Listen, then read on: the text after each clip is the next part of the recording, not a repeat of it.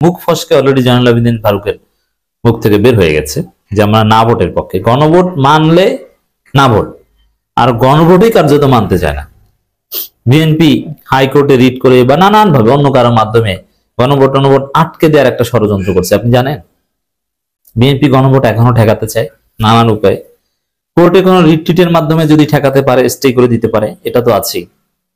বিএনপির লেসপেন্সার যারা আছে, সিট পার্টি, যদি সিট পার্টিগুলোর মন খারাপ, কারণ কি ওই সিট পার্টিগুলোকে নির্বাচন করতে হবে তাদের এই কলা গাছ, বট গাছ, বেগুন গাছ, মূলা মার্কায়, থালা বাটি মার্কায়, এদেরকে তো কেউ ভোট দেবে না। গরুর গাড়ি মার্কায়, ঘোড়ার গাড়ি মার্কায়, কুত্তার গাড়ি মার্কায়, এগুলো। কিন্তু ধানের শীষে নির্বাচন করতে পারলে অ্যাটলিস্ট একটা ফাইট হতো, কিন্তু সেটা কপালে জুটলো না। এই জন্য সিট পার্টিগুলোর মন খারাপ, আগের মতো সার্ভিস দেয় না বিএনপিকে। ওই সিট পার্টিগুলোকেও বিএনপি মাঠে নামিয়ে দিয়েছে, তোমরা গণভোটের বিরোধিতা করো। গণভোট জাতীয় নির্বাচনের দিন হবে বললেও গণভোট এখনো ঠেকাতে চায় বিএনপি। একটা হচ্ছে কোর্ট, আর একটা হচ্ছে পলিটিক্যালি নানান পক্ষকে মাঠে নামিয়ে দিচ্ছে। বিএনপি যে গণভোটের বিরুদ্ধে, তার দুইটা দলিল দিয়ে। একটা হচ্ছে ম্যান্ডেট খসরু তো আগেই বলেছেন যে সংবিধানে গণভোট নাই।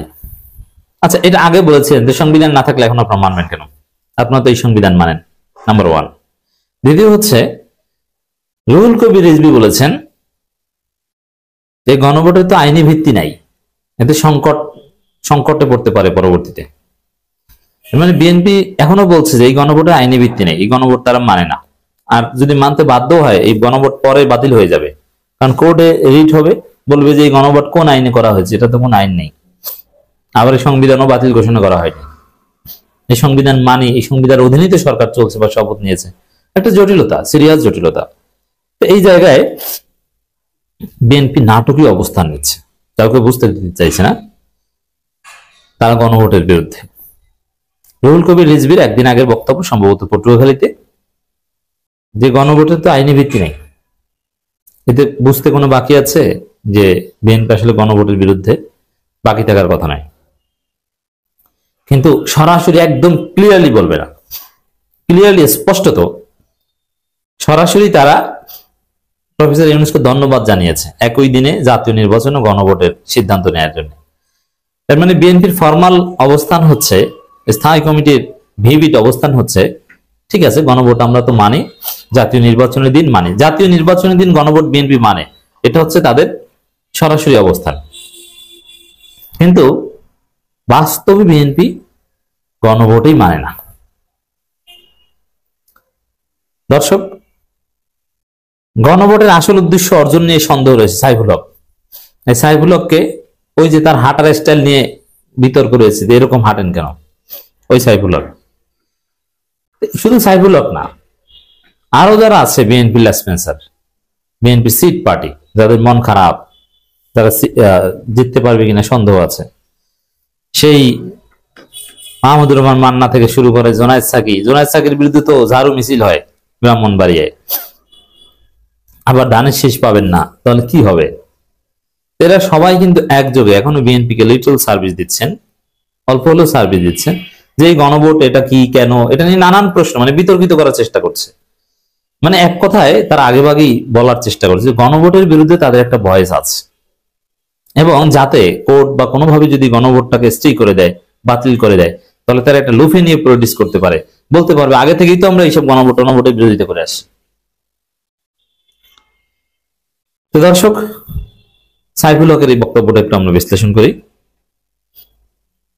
যেভাবে গণভোট নেয়ার বিষয়টি সাজানো হয়েছে, তাতে এর উদ্দেশ্য অর্জন করা যাবে কিনা তা নিয়ে সন্দেহ রয়েছে বলে মন্তব্য করেছেন বাংলাদেশের বিপ্লবী ওয়ার্কার্স পার্টির সাধারণ সম্পাদক সাইফুল হক। আচ্ছা, সাধারণ সম্পাদক কি চিনি, এটা সভাপতি আবার কে? সভাপতি আছে না নাই? বিভিন্ন দলের ক্ষেত্রে মজার ঘটনা ঘটে যে শুধু সভাপতিকে জাতি চেনে বা আছে, সেক্রেটারি নাই বা কেউ চেনে না। যেমন ব্যারিস্টার আন্দালিব রহমান পাট, তিনি দলের সভাপতি, কিন্তু সেক্রেটারি কি এটা কেউ জানে না। আমিও খুঁজছি কিন্তু জানি না।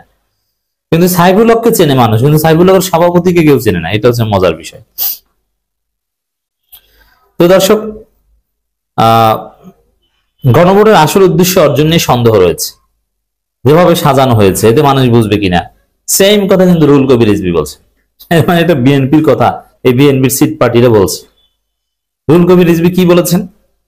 ক্লিয়ারলি বলেছেন, স্পষ্ট করে বলেছেন যে যেভাবে সাজানো হয়েছে, এই যে 4টা প্রশ্ন অমুক্তম, এগুলো কি জনগণ বুঝবে? মানে জনগণ কিচ্ছু বুঝবে না। এর জনগণ পিয়ার বুঝে না, জনগণ গণভোট বুঝে না, জনগণ বুঝে শুধু চান্দা দাও নাকি? বিএনপি দৃষ্টিভঙ্গি এটাই, জনগণ বুঝে চান্দা দাও, ব্যবসা করো, ব্যবসার ভাগ দাও, এর বাইরে কিছু বুঝে না। যেভাবে গণভোট নেওয়ার বিষয়টি সাজানো হয়েছে তাতে আসল উদ্দেশ্য অর্জন হবে কিনা, এটা হচ্ছে তাদের প্রশ্ন। বিএনপির অন্যান্য নেতারা রুহুল কবির রিজভী সহ এই সেম প্রশ্নই রেজ করে যাচ্ছে।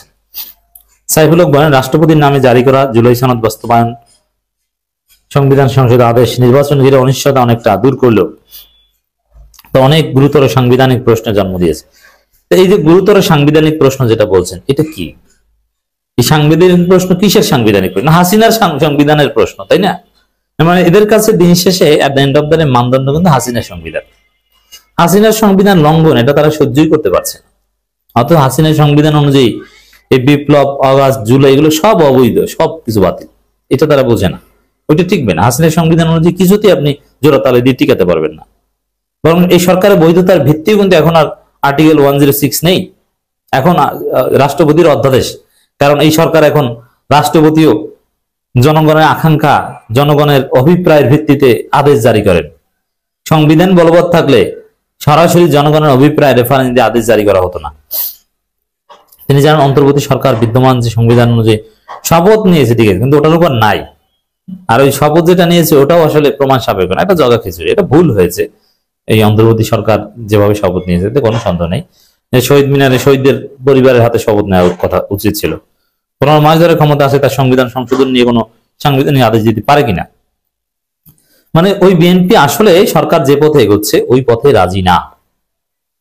গণভোট, রাষ্ট্রপতির আদেশ উপরে উপরে ধন্যবাদ জানালো, আসলে এরা রাজি না, এটাই হচ্ছে বাস্তব কথা।